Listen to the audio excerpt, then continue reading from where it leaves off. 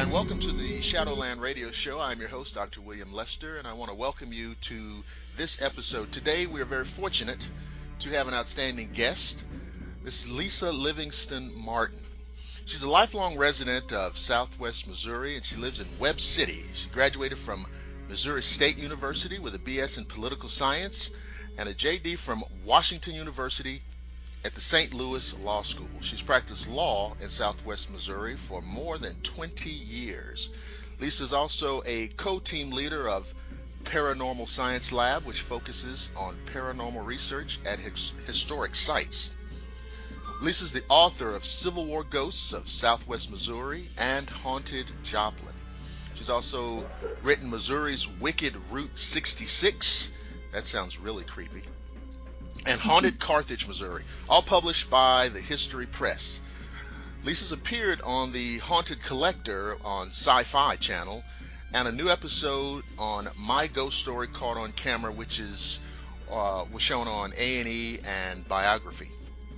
Lisa filmed a special with the Weather Channel on the paranormal after effects of the Joplin Tornado in 2011 that aired in June of 2014. Lisa hosts Paranormal Science Lab Internet Radio Show, which is on Paranormal Encounters Network, Sundays at 7 p.m. Eastern. Lisa is also co-owner of French Point Publishing with her friend and mine, Annette Munich. And recently, and I want Lisa to tell us more about this, was on an episode of Monsters and Mysteries in America. That was a very long intro. Thank you for joining us, Lisa Livingston-Martin. Thank you. I'm happy to be here, and I'm excited for our talk, and I'm just have really enjoyed it so far. Yeah, and the audience doesn't know, but they know now. We had a great kind of pre-interview talk, and I should have started the broadcast about 20 minutes ago because we just had a fascinating conversation.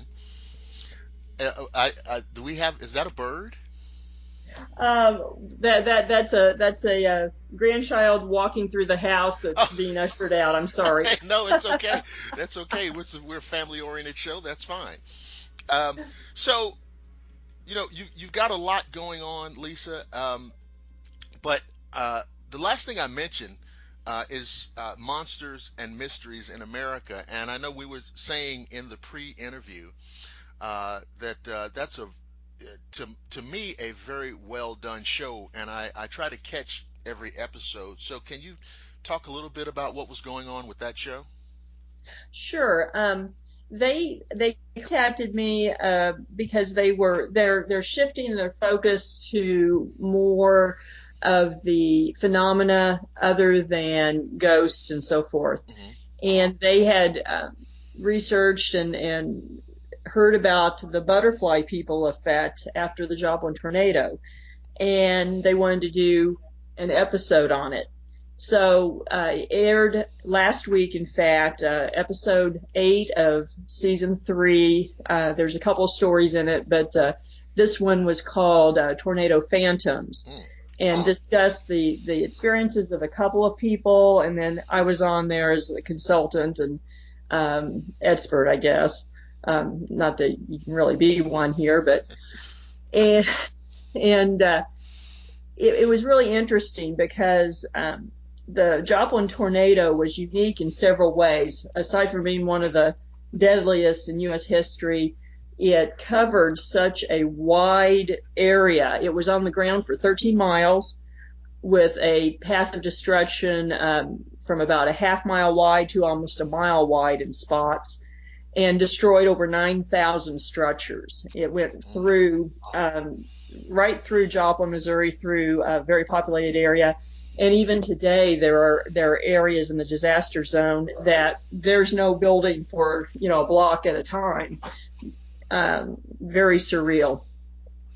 But during the tornado, it was very interesting. They had 40 to 50 children with very consistent stories that they told to first responders and personnel in the ERs, and without an opportunity, these people didn't know each other.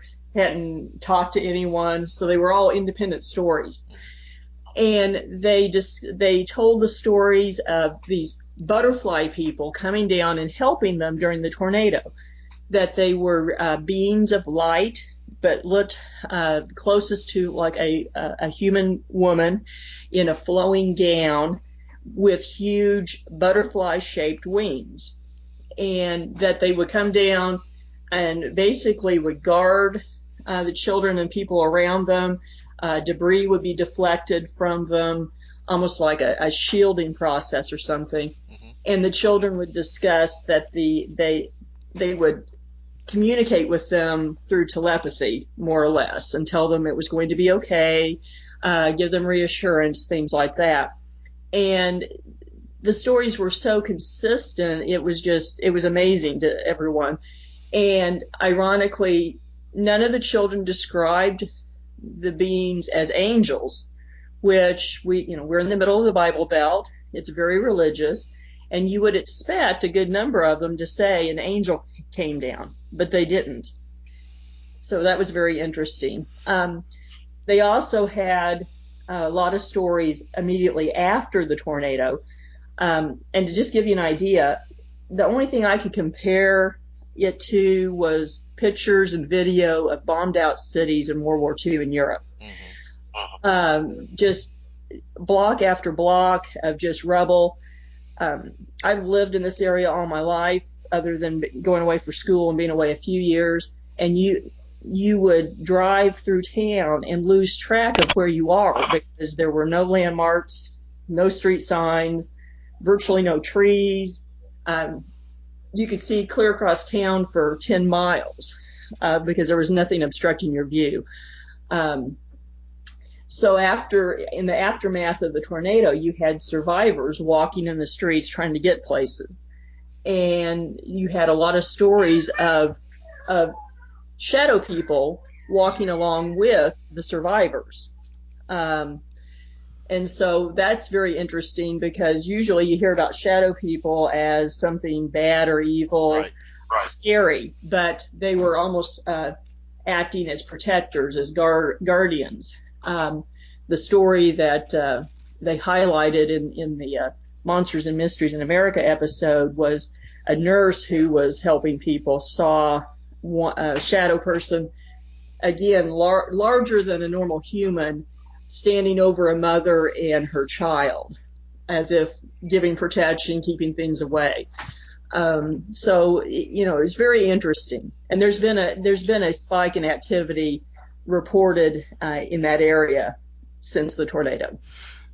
So it almost makes you want to re-examine what shadow people are, because, as you said, so much of the conversation, so much of the opinion of shadow people is that they are negative or evil or harmful, and yet in this instance it seems to be the exact opposite. And this is what really, what's really so interesting about the paranormal, because it really just shows how much about this we just don't know.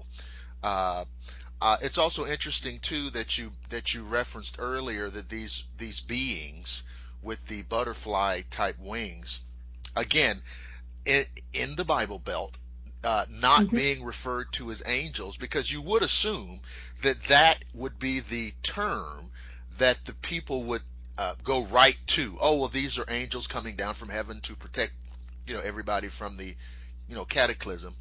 And mm-hmm. in all honesty, that's the function that they appear to be serving. Right. But I almost feel like the fact that people didn't glom on to this kind of classic traditional idea of these angels that are depicted like that in medieval art, I almost feel like that's a good sign. Well, I do too, and I think it's also probably an illustration that their visitation, their presence was very vivid. It was very pronounced for those who saw them because they saw them so consistently. And the children were very adamant, they knew what they saw. They weren't frightened, and they didn't put it in terms of religion. And they talked about that they felt very calm even during the tornado around them with the butterfly people there, a sense of calm. So, I think it goes back for me, shows a couple things, that I think the paranormal and all these experiences is based on energy. Sure. And we forget that. And whether they're angels, whether they're human spirits, whether they're something else, I think the real point is they were serving a purpose. And I think that often happens, that we misinterpret, say shadow people. I think that there are spirits or entities that are here for purposes that we don't really understand or know, but seem to be here to interact with us and to serve a positive purpose for humanity. Yes, and I think that these type of beings have always been here, I think, and down through civilization, I feel as though religion, folklore, legend, all of those terms, myth, I think all of those things have represented our attempts to understand the presence of these other beings. Yes. And it's in our nature, right? It's in our nature to classify and categorize and, collate things into an understandable, digestible format. Right. And I agree. And so, we have mythology and legends and folklore, etc. And I think it's just our way of trying to understand these things. And in our modern age, we've kind of branched out a little bit, and we use the catch-all phrase, paranormal. Right. Because I think psychologically we feel somewhat detached from our superstitious past. But none of this is really any different from people who lived 500 or 1,000 years ago. They were just talking about it in different terms. They were using different language than we would use. You used the word earlier, energy. Right. Well, see, now we all understand what that means. But if you lived 1,000 years ago, right, that would never come up. That concept would never come up. They would talk in terms of, gods and demons and bogies and fairies and magic. Exactly, magic. Sorcery. Exactly. Yeah. I've often said, if you took your laptop computer or your tablet or your mobile device, if you took that back in time 1,000 years, those people would assume that device operated through magic. Oh yes, definitely. Because they have no context. Yeah. Right. I mean, you'd either be burned at the stake or you'd be running the place. Right. That's right. So now I know that you have written somewhat extensively, Lisa, on Civil War ghosts, and this is kind of a combination, a fusion of two things that really interest me a great deal: the Civil War and, of course, ghosts. So you have Civil War Ghosts of Southwest Missouri. So tell me about that. Give me some interesting anecdotes, because I just, the Civil War is really one of the fingerprints of American history. Oh, yes. I mean, it really, the Revolutionary War created the country, but the Civil War is the real fingerprint, I think, of America. So tell us a little bit about that. Well, the book actually came out of activities through Paranormal Science Lab. We work with a lot of historic sites, and we do educational programs, we do public events, ghost hunts, etc., to raise funds for sites that don't receive public funding, and a number of them are Civil War related. And so in the course of doing the research that I needed for that work, I realized I had enough information for a book, and that's where it came from. But a really interesting thing about the Civil War west of the Mississippi is that most of the country doesn't know it existed. Exactly. Vicksburg was as west as it got, for most people. I mean, there was fighting. There was as far as out as Arizona, things going on. Yeah, Arizona and New Mexico had some skirmishes, yes. But people, we don't think about it these days particularly because it's not on the History Channel, to be honest. And so really getting into the subject, I've always been a fan of history, but I got pretty immersed in the Civil War and the Western theater, and so that's where it came about. But ironically, even though today we don't know much about the Western theater really set the tone for the war. The first large-scale land battle after the fall of Fort Sumter actually happened in Carthage, Missouri.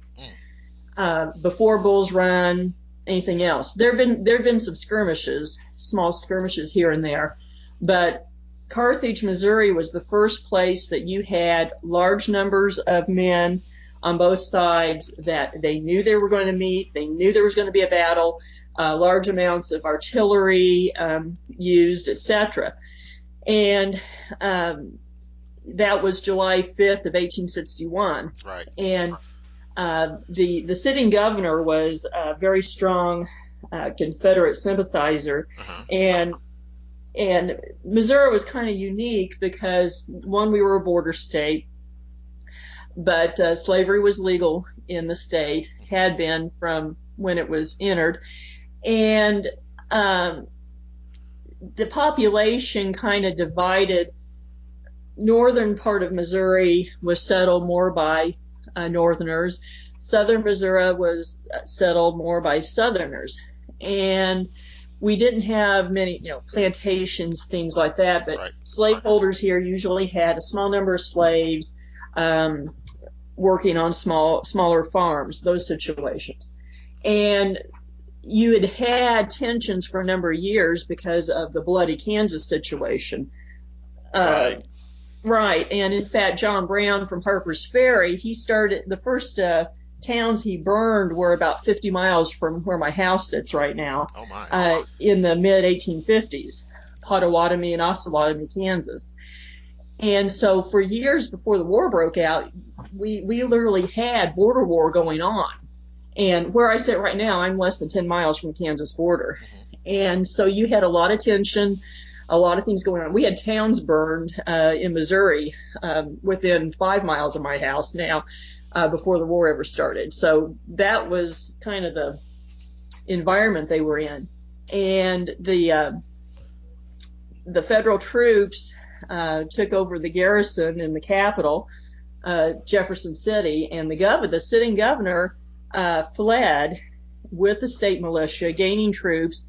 Coming to Southwest Missouri, he was looking for a way to secede from the Union. Right. And so the Battle of Carthage was basically the first clash, and over 6,000 men fought. We do events at locations that were involved in that battle. Oh, okay. And in fact, Lincoln would say during the war, his greatest fear in the Civil War was that what was happening in Missouri would end up happening nationwide, because we ended up the center of guerrilla warfare. Right.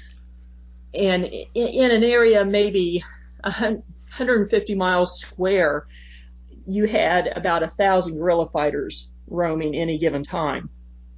And both sides used a scorched earth policy. Oh, sure.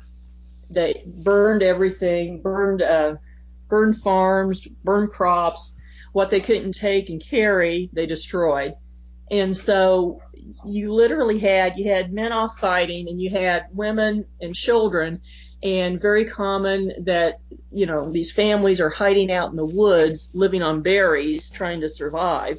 And all kinds of stories that, someone comes to the door and someone shot, 15 times before they can say a word. That was the environment. And so you have some very extreme activity. Yeah. So you could imagine Lincoln sitting in the White House, concerned about winning the war. I mean, once you're in it, you need to try to win it. But on the other hand, he's thinking about this, like you said, what's happening in Missouri. This thing could really, if it could get more out of control, right? This thing really spreading like wildfire, and something that may be even worse than warfare, straight up anarchy. Exactly, and a lot of the, it's ironic because a lot of the Old West iconic names that became famous after the war actually came out of a very small area in southwest Missouri. People like Wild Bill Hickok. Right. Wild Bill fought the very first, quote, Old West gunfight in Springfield, Missouri, and the only one that where they actually, stood out in the open and fired each other. Yeah, exactly. Draw. Yeah. Yeah, and he killed Dave Tutt with a rifle at 300 yards. Jeez. Yeah, and all over a poker game, and this happened 3 months after the end of the war, and Wild Bill had been a scout for the federal troops stationed there, and Dave Tutt had been a Confederate. And then when oh yes, you know what? That's a great point. A lot of people don't realize that when you look at the, quote, the Old West, a lot of the conflicts and confrontations that occurred, for example, the Earps versus the Clintons and the McLaurys, a lot of those conflicts were really just extensions of Civil War disagreements from previous years. Jesse James, the James Gang is probably the best example of that, and of course they ranged all through here too. They from watching federal soldiers, and I think one thing people trying to understand this, I think people wonder why the tensions. For a lot of these guys, you had that ended up Confederate officers. They were Union officers patrolling Missouri and Kansas, enforcing the right to hold slaves, and then overnight their job changed. Right. And you just not necessarily that even a moral issue, but suddenly what they were doing was wrong, and it came into question a lot of ethics of how things were done. Right. And that's where that came from. And with the James boys, they watched their mother tortured, their stepfather tortured and almost hung and had brain damage afterwards. And that's when they joined Quantrell's Raiders out of western Missouri and Kansas, and Lawrence, Kansas ended up being burned, etc. And basically, everything they did in the Civil War, after the war, suddenly they couldn't hold a lot of these guys that couldn't hold a job, right? Things like that, and suddenly they did something to use the talents they learned in the war, and not necessarily to the betterment of everybody, but the guy's got to earn a living, gotta right? eat, I guess. It's a very interesting conversation. Kind of the post Civil War residual social dynamic, Mhm. because it's not just a matter of, okay, well, they surrendered and it's over, and so that is certainly true. Uh, and I was thinking, when you were talking about the violence in Missouri and in Kansas,